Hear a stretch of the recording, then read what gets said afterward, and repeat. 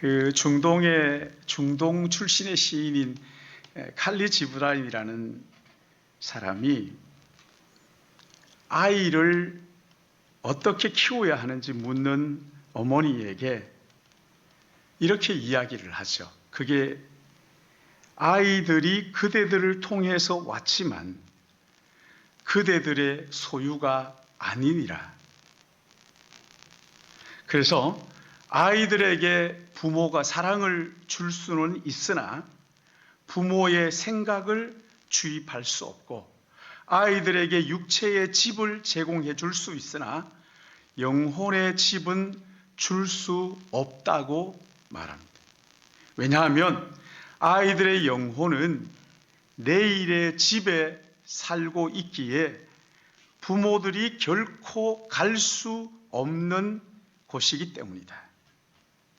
삶은 결코 뒤돌아가지 않고 어제에 머물러 있지 않는다. 그렇게 이야기를 해요. 그리고 부모들에게 말하기를 그대들은 활과 같으니 그대들이 아이들은 마치 살아있는 화살처럼 그대들로부터 쏘아져 나가는 법이니 사수이신 하나님의 무한한 길 위에, 하나님은 무한한 길 위에 한 표적을 겨누고 온 힘으로 그대들을 굽부리는도다. 그분의 화살이 보다 빨리, 보다 멀리 날아가도록 그대들은 사수이신 하나님의 손길로 굽부러짐을 기뻐할지어다. 왜냐하면 하나님은 날아가는 화살을 사랑하는 만큼 흔들리지 않는 활도 사랑함으로 아이들이 우리 세대보다 훨씬 더 멀리까지 갈 수 있도록 부모가 활처럼 휘어져야 한다. 그리고 그 화살, 아이들은 화살이기에 더 멀리 활이 갈 수 없는 곳까지 간다. 그런 이야기이지요. 아이들의 그 어른들보다 훨씬 더 많은, 더 오랜 이 세상에서 살아갈 것이라는 것을 이제 이야기를 하고, 부모가 아이들을 위해서 무슨 일을 해야 될 것인가를 말하는 것이죠. 여러분, 아이들의 특징이 뭡니까? 아이들하고 이야기해 보면 그저 우리는 보통 이름이나 묻고 밥 먹었느냐 뭐 이런 것만 하지만 아이들의 이야기를 가만히 들어보면 상상력이 무한하잖아요. 무한한 상상력을 가지고 있어. 아이들 가슴 속에 있어. 그래서 노아 방주 이야기를 하면요, 이 아이들은 벌써 그 산꼭대기에서 망치 소리를 다 듣는 거죠. 빗소리를 듣고 살려달라고 아우성 치는 사람들의 비명 소리가 그들의 마음에는 벌써 들리는 거예요. 방주 안에 있는 동물들이 서로 이야기하면서 하는 이런 그림들이, 이 상상력이 펼쳐지는, 이게 아이들의 특징이에요. 여러분, 우리가 찬양한 566장 보십시오. 여러분, 이건 어거스틴의 작품이잖아요. 얼마나 아름다운지. 여러분, 그 가사를 하나하나 한번 음미해 보시라고. 사랑의 하나님 귀하신 이름은 내 나이 비록 어려도 잘 알 수 있어요. 그 다음에 보시면은 그 사랑을 무엇을 보고 알 수 있는지를 이렇게 말합니다. 온 천하 만물은 그림책 같으니 그 고운 그림을 보아서 하나님의 그 사랑을 알 수 있습니다. 이렇게 고백해요. 저 고운 꽃밭에 비오다 개이면 하늘에 뻗친 무지개 얼마나 아름다운지 하나님의 사랑을 알 수 있지 않느냐, 그런 얘기죠. 저 푸른 하늘에 수많은 별들도, 여러분 여기 지금 푸른 하늘에 무슨 별이 있어요? 깜깜한 하늘이어야 별이 있는 건데, 벌써 아이들의 이 상상력이라는 것은 그 푸른 하늘 속에 있는 그 깜깜한 밤하늘에 빛나는 별을 지금 바라보는 거죠. 수많은 별들도 주 하나님의 사랑을 늘 속삭이지요. 참 얼마나 기가 막혀요. 이 아이들의 상상력이거든요, 이게. 근데 이런 상상력이 나이가 들면서 점점 메말라 버리는 거죠. 점점 이런 상상력이 메마르고 지극히 현실적인 이런 풍성한 상상력이 다 어디 가버리는 건지 모르겠어요. 여러분들 여기 오늘 본문을 보시면은 예수님이 이 어린 아이들의 상상력 풍성한 이 어린 아이들을 어떻게 보시는지를 본문에서 알 수가 있죠. 여기 14절 말씀 보시면 어린 아이들이 내게 오는 것을 금하지 말라. 하나님의 나라가 이런 자들의 것이니라. 무슨 말씀입니까? 하나님의 나라의 주인공들, 하나님의 나라를 상속받을 아이들이다. 그렇게 보시는 거죠. 내가 진실로 진실로 너희에게 이르노니 누구든지 하나님의 나라를 어린 아이와 같이 받아들이지 않는 자는 결단코 그곳에 들어가지 못하리라. 우리 주님은 어린 아이들을 바라보시면서 하나님의 나라를 이어받을 상속자라고 그렇게 보신 거예요. 문제는 부모가 어떻게 아이들을 하나님 나라의 상속자로 그렇게 양육하느냐 하는 것이지. 어떻게 교회가 아이들이 하나님의 나라의 상속자로 바르게 자랄 수 있도록 도와줄 수 있을까? 오늘 이게 본문 말씀을 보시면 세 부류의 사람들이 등장을 합니다. 첫째는 아이들을 만져주기를 바라면서 예수님께 데리고 나온 부모들이에요. 여러분, 부모들이 왜 아이들을 예수님께 데리고 나왔어요? 여기에 보면 만져주기를 바라고. 왜 만져주기를 바랬을까요? 만져주기를 바랐다는 게 무슨 말일까요? 아니, 자기가 만져주면 될 텐데 왜 하필이면 예수님에게 데리고 와서 만져달라고 하는 걸까요? 여러분, 이 아이에게는 뭔가 문제가 있는 거예요. 무엇인지 모르지만 이 아이들에게는 지금 부모가 만져가지고는 해결할 수 없는 뭔가 문제가 있는 아이들이란 말이죠. 그러니까 이 아이들을 데리고 와서 예수님에게 만져주시도록, 예수님이 만져주는 사람들이 어떻게 되었는지를 이 사람들이 알고 있었기 때문에 이 아이들, 주님, 우리 아이들, 내 아이를 주님 만져주십시오. 이 연약한 아이를 만져주십시오. 그리고 만져주실 것을 기대하면서 아이들을 데리고 나왔어요. 아이들도요, 자기의 연약함을 알고 만져주심을 기대하고 예수님께서 나를 만져주시면 좋겠다. 다른 말로 하면 예수님이 나를 고쳐주시고 치유하시고 회복시켜주시면 좋겠다 하는 마음을 가지고 부모를 따라 예수님에게 지금 나온 거예요. 아이들 스스로 나온 게 아니지요, 그렇죠? 부모가 그 아이의 연약함을 보고 지금 예수님에게 만져주시기를 기대하면서 데리고 나온 거예요. 자녀들을 예수님 앞에 데려오는 1차적인 책임은 누구에게 있어요? 부모에게 있다는 거예요. 여러분, 이 책임을 얼마나 진지하게 내가 이 아이를 예수님 앞에 데리고 나가야 되겠다 하는 이것 얼마나 진지하게 받아들였고 얼마나 진지하게 여러분 실천하셨습니까? 요즘 이 전문화 시대이기 때문에 공부는 어디다가 맡겨요? 학교와 학원에 갖다 맡겨버려요. 신앙교육은 어디에다 맡깁니까? 주일학교에다 갖다 맡겨버려요. 이것 가지고 부모가 책임을 다했다. 여러분, 이건 착각입니다. 우리 아이들이 학교에서 학원에서 보내는 시간, 여러분 이게 얼마나 많은지 몰라요. 그러나 교회에서 보내는 시간은 어떻습니까? 한 주간에 1시간이 될까 말까. 참 기가 막히는 거죠. 그 많은 시간들 세상 교육에 다 투자하고 겨우 1시간.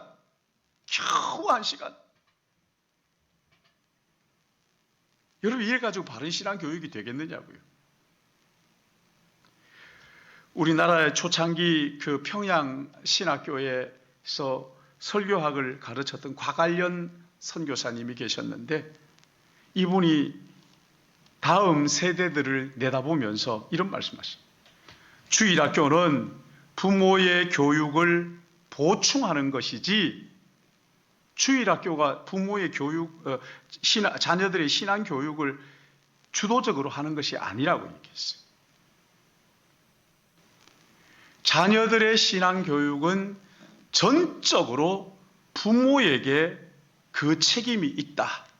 그렇게 이야기를 하면서 주일학교, 교회의 주일학교는 자녀들의 신앙 교육에 보충하는, 도와주는 것이지 주가 아니다. 이렇게 분명하게 이야기를 했어요. 여러분, 우리나라 교회 교육의 현실을 보면요, 참 학원이나 학교나 이런 데 비해 가지고 열악하기 그지없어요. 예전에는 주일학교가요, 학원이나 학교보다 훨씬 더 시설을 잘 갖춰놓고 아이들을 가르쳤잖아요. 근데 지금은 아니에요. 자녀들의 신앙 교육, 여러분 이거 교회에다가 맡겨놓고 안심할 일이 아니라는 거예요. 자녀들의 영혼이 어떻게 되든지 나는 상관없다. 그런다면 그냥 내팽개쳐둬도 됩니다. 그러나 자녀의 신앙 교육을 부모가 조금이라도 생각한다면 교회에다 그냥 맡겨놓고 있을 수 없어요. 그것으로 다 했다고 착각하면 안 돼요. 자녀들의 신앙 교육은 부모에게 그 책임이 있다는 것이 신앙의 원리입니다. 성경의 원리.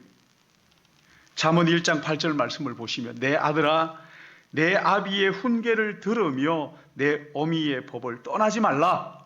무슨 말이에요? 자녀들의 신앙 교육이 부모에게 있다. 아비의 훈계와 어미의 법을 떠나지 않도록 하라. 그 말씀하시는 거예요. 그러니까 부모가 어떻게 이 자녀들을 믿음으로 훈련할 것인가? 자녀의 성공을 위해서 내가 그냥 훌쩍 그냥 학교에다가 또 기숙사에다가 보내버린다. 안 돼요. 부모님이 데리고 믿음의 교육을 시켜야 됩니다.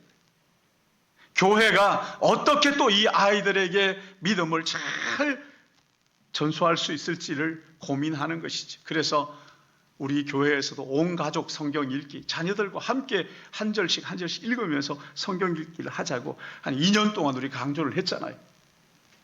그리고 공동체 성경 읽기를 지금 하면서 자녀들이 하나님의 말씀에 서도록 그렇게 지금 하고 있는 거죠. 어떻게 하면 이 자녀들이 하나님의 말씀에 설 수 있을까? 점검하고 살피고 가정의 달이 되면 더러는 또 가정 전문가들을 초청해가지고 말씀을 듣기도 하잖아요. 자녀들의 신앙 교육은요, 교회에다 맡긴 것이 아니고 부모에게 맡겨주신 거예요. 교회의 교육은 부모의 신앙 교육에 도움을 주는 것이지 주가 아니란 말이에요. 우리가 이것을 명심해야 돼요. 그런 의미에서 자녀의 신앙 교육을 위해서 부모님들에게 꼭 두 가지를 제가 부탁을 드리고 싶어요. 첫째는 자녀들에게요, 신앙생활의 본을 보여주시라는 거예요. 부모는 자녀의 거울이라고 말하잖아요. 자녀들이 부모의 말을 듣고 배우면 참 좋겠는데 지금까지 살아보니까 그렇지 않더라고요.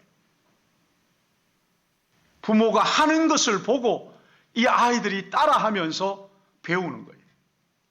그러니 여러분 부모가 예배를 즐겁게 생각하고 그냥 예배 시간이 다 될 때까지 참 그냥 민기적거리다가 예배에 가면은 우리 부모님들이 예배를 참 기뻐하시는구나 이러겠어요?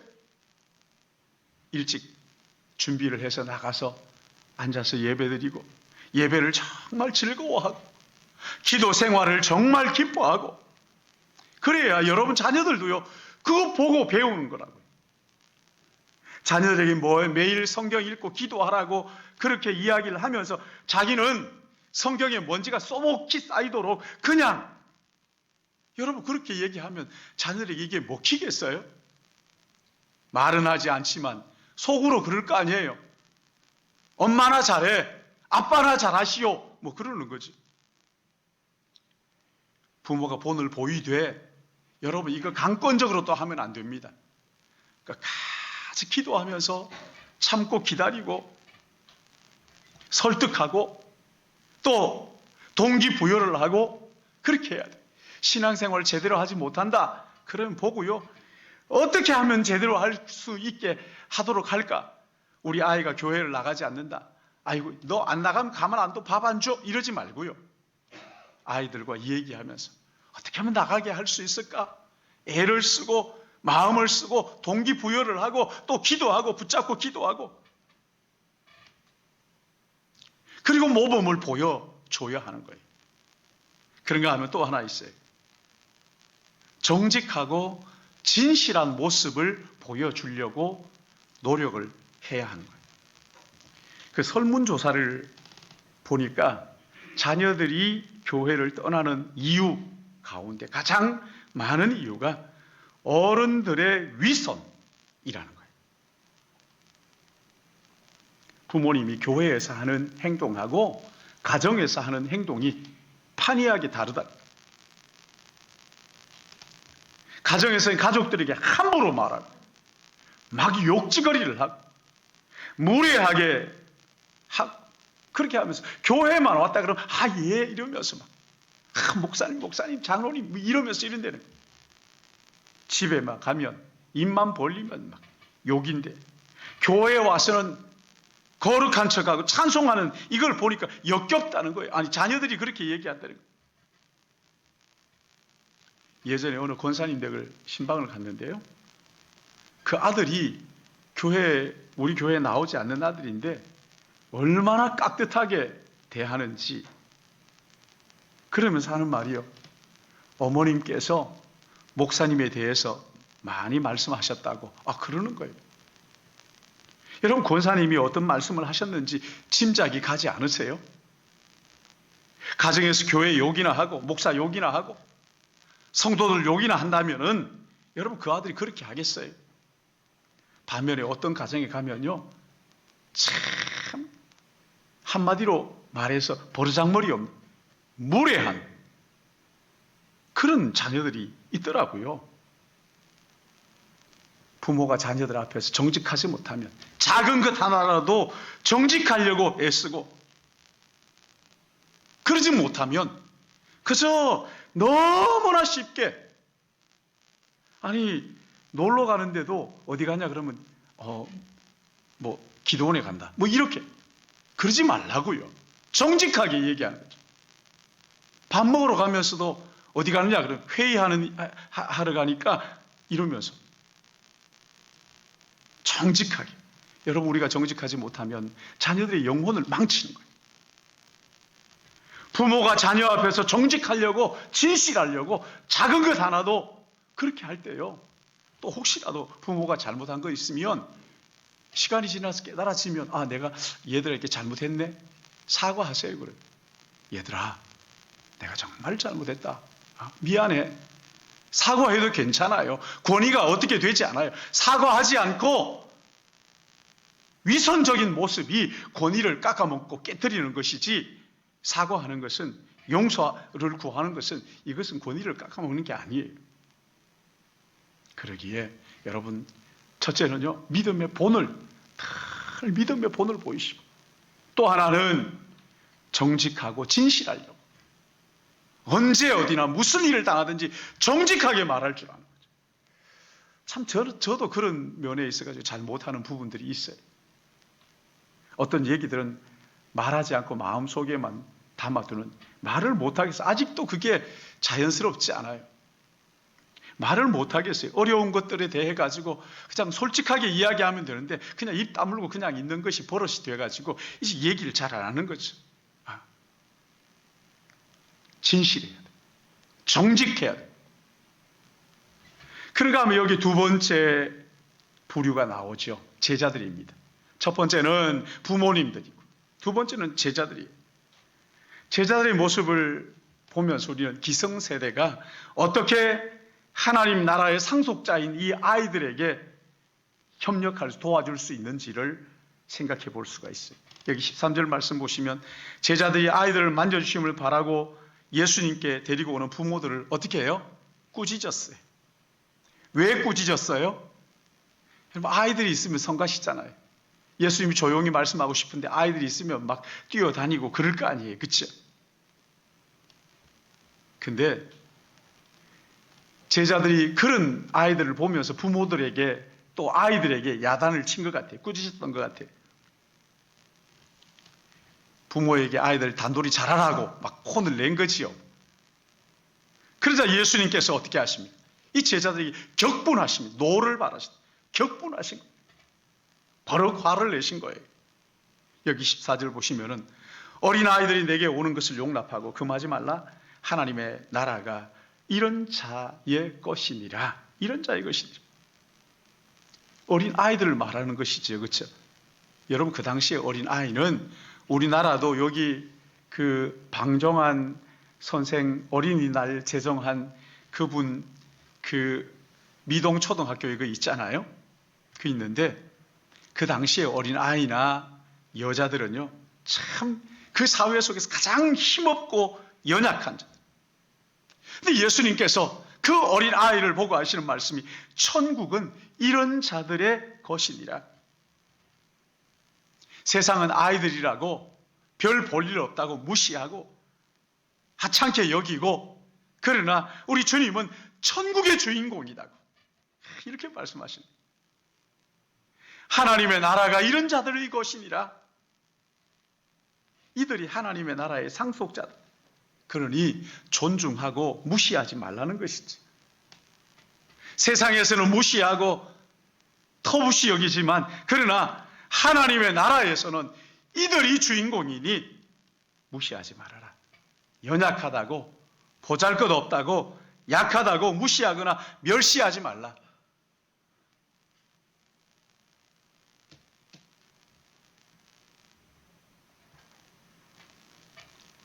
오늘 여기 15절 보시면은 내가 진실로 진실로 너희에게 이르노니 누구든지 하나님의 나라를 어린아이와 같이 받들지 않는 자는 결단코 그곳에 들어가지 못하리라.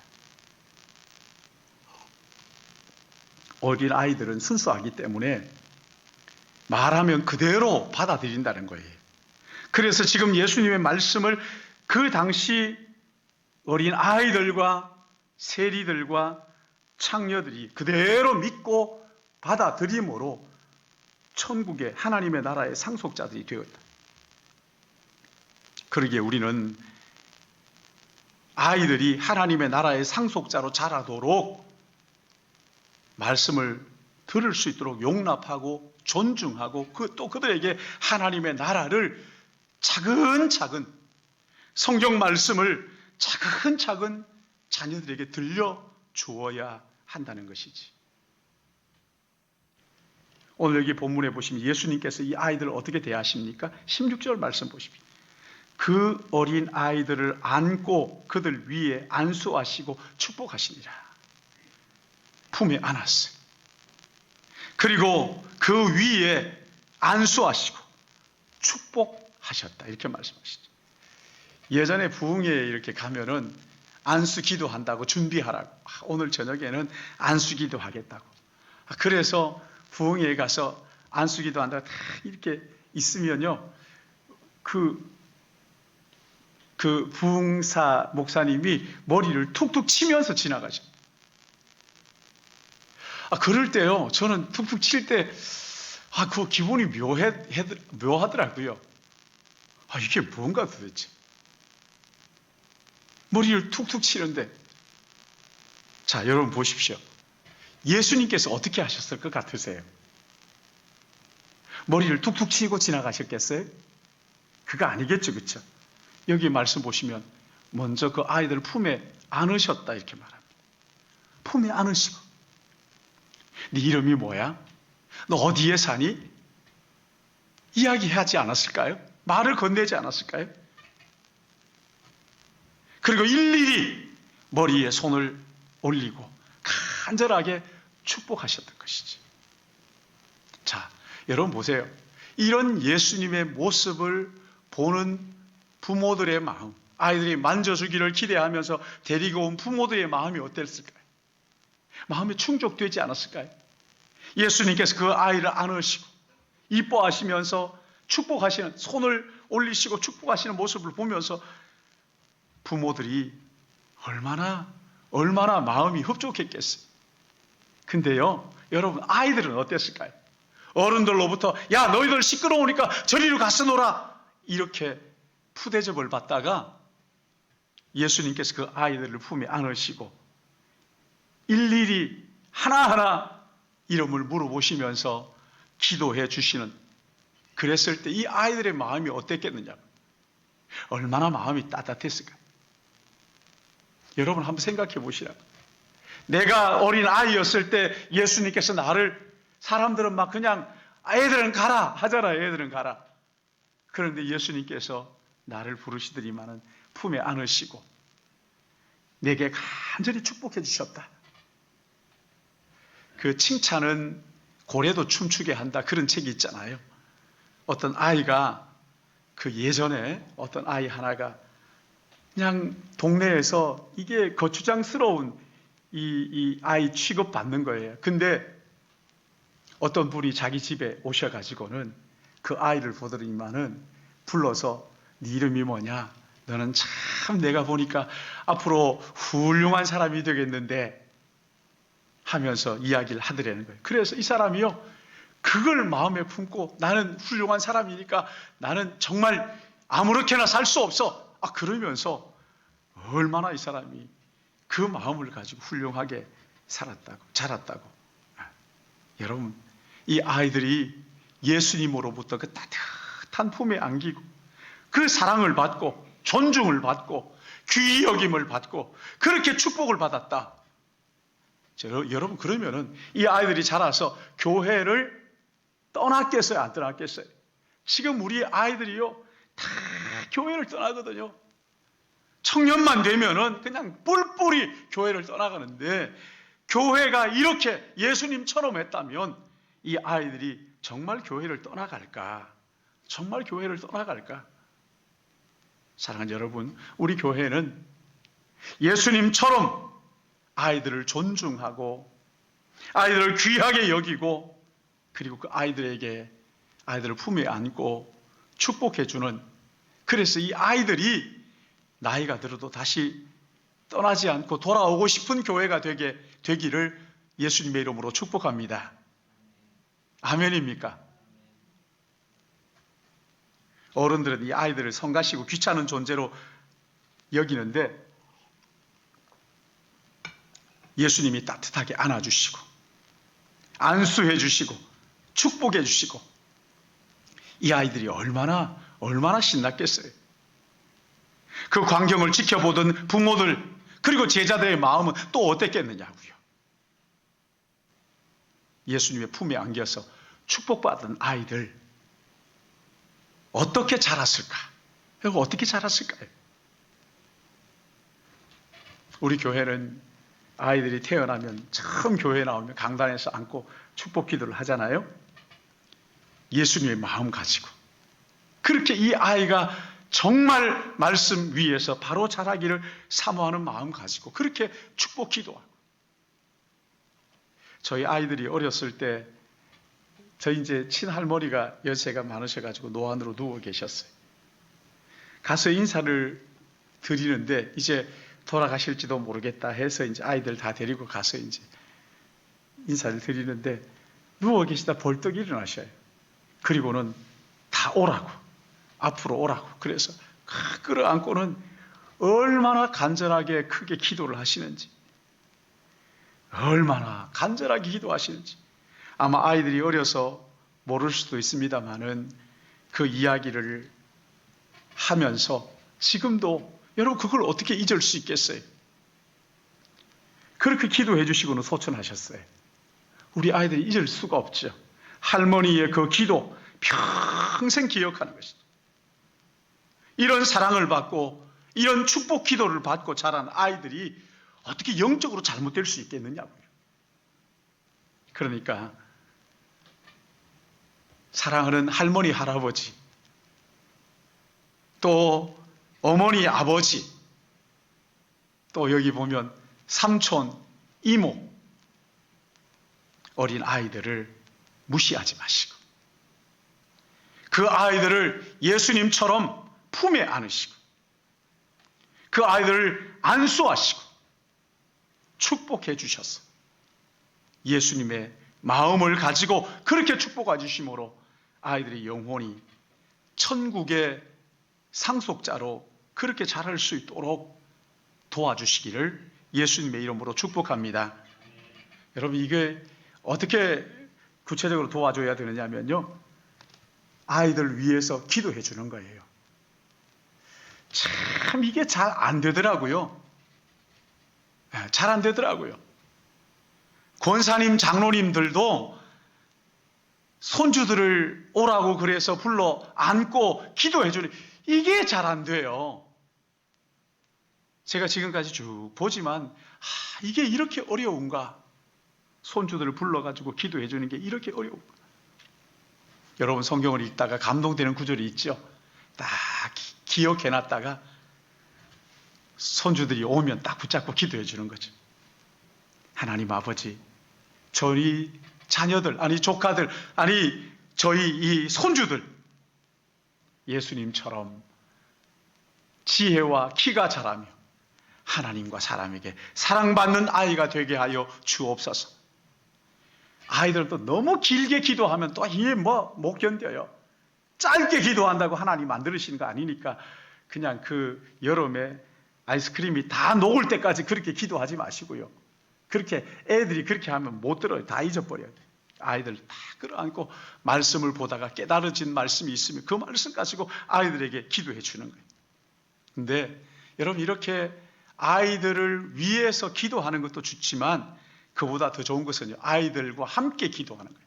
아이들과 함께, 얘들아, 이런 문제를 가지고 우리 같이 기도할까? 같이 손잡고 함께 기도하는 거예요. 얘야, 아빠와 함께 기도할래? 엄마와 함께 기도할래? 얘야, 할아버지와 함께 기도할래? 같이 기도하는 거예요. 간절하게 아이들의 머리에 손을 얹고 또 몸에 손을 올리고 그렇게 품에 안고 간절하게 기도해 준다면, 여러분, 우리 아이들이 자랐어도 어떤 문제가 있을 때 전화한다고요. 할아버지, 할머니, 제가 이런 문제가 있는데 기도해 주세요. 평소에 생전에 기도하지 않다가 아무리 얘기해 보세요, 되는가? 아이들이 신앙에서 떠나는 걸 바라보면서 멀찍이 그냥 쳐다보고 있어야 되는 거예요. 얘야, 내가 너 어릴 때 어떻게 기도한지 알지? 지금도 내가 기도하고 있어. 아이들 떠나지 않는 거거든요. 이제 말씀을 정리합니다. 오늘 어린이 주일이에요. 주님은 어린 아이들 주님께 나오는 것을 용납하고 금하지 말라고 하셨어요. 이 아이들이 하나님의 나라의 상속자들이라고 말씀하셨어요. 하나님 나라를 상속하는 부모와 기성세대와 함께 마음을 모아서 이 아이들이 정말 하나님의 나라의 상속자로 자랄 수 있도록 도와줘야 하는 거예요. 자녀들의 신앙생활의 1차적인 책임은 부모에게 있다는 것을 기억하시고 믿음의 본을 보이시고 정직한 모습을 보여주시기를 바랍니다. 아이들을 무시하든가 멸시하지 말고 용납하고 존중하고 예수님처럼 그들을 안고 너희들이 얼마나 귀한지 알아, 너희들이 얼마나 존귀한지 알아, 품에 안고 안수하고 축복하심으로 이 아이들이 천국의 주인공으로 하나님 나라를 상속받는 자들로 우리 교회에서 아름답게 자라가는 이런 놀라운 은혜가 우리 모든 성도들 위에 있기를 예수님의 이름으로 축복합니다. 기도하겠습니다.